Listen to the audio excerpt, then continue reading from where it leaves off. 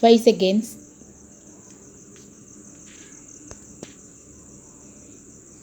Start. Mr. Speaker, sir, I have dealt with many points raised in the course of the debate. There are only one or two points which I will deal with now. With regard to prices, it is necessary that they should come down. Only if the prices fall, we can be prosperous. If there are high prices, they may benefit the riots for the time being, but we cannot be prosperous. It is only when we have more production of food grains and low prices that we can have prosperity. So if the prices are coming down, I am happy about it. It means that we are prosperous as far as food is concerned. With reference to sales tax, it was said that there should be no sales tax on food grains. I do not know whether those who say this knew how much of the food grains was taxed. Under the Sales Tax Act, I would like to point out that most of the produce is taken away by the procedure and those who work in the field. In the circumstances, that quantity does not come within the purview of the Sales Tax Act at all.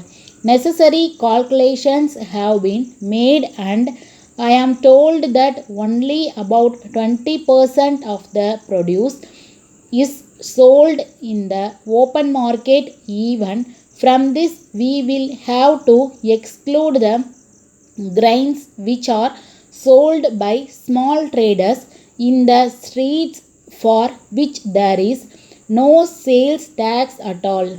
So it will be clear that the quantity that is sold in the open market will be very small, and on this only sales tax is levied. I may mention that this is purchased not by the rural people but by the urban people. So we are collecting sales tax on food grains mostly from the urban people who are much better off than the people who live in the rural areas. From this point of view, it will be seen that the tax does not fall on poor people. So I am sure it will be agreed that the tax is not such a burden on the poor people that it should be removed. Finally, I wish to say that we all want that our industries should prosper and that our laborers should not be thrown out of employment. I agree that some industrial undertakings have been closed down, but before we try to find out the reasons for it, we should see what we have done to make them close down these undertakings. So far as labor leaders are concerned, they want the same standard to be maintained in all undertakings, and for this purpose they start agitations. When this is done, these undertakings try to satisfy them as far as possible. When they find that it is impossible to do so any further, they close down their undertakings. It is not as if we are not aware of the difficulty of laborers. We know the condition under which they work. I come from a rural area and I am aware of the conditions of rural labor. Taking into account what an agricultural laborer gets today, I can say that the industrial laborers can be considered to be a prince.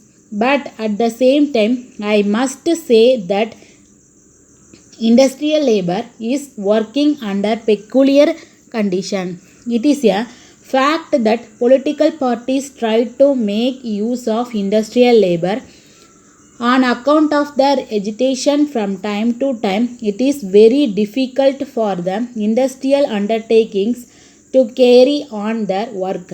So, at some time or other, they are compelled to close down. Letter from Balu Silk and Textiles Company, Kolkata, to Messrs.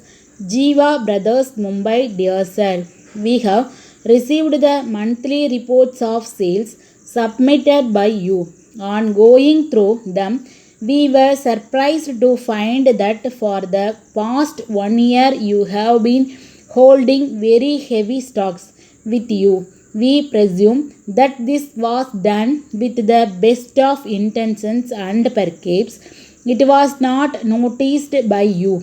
But at the same time, we request you to note that the average monthly sales during the past year do not justify the holding of such heavy stocks.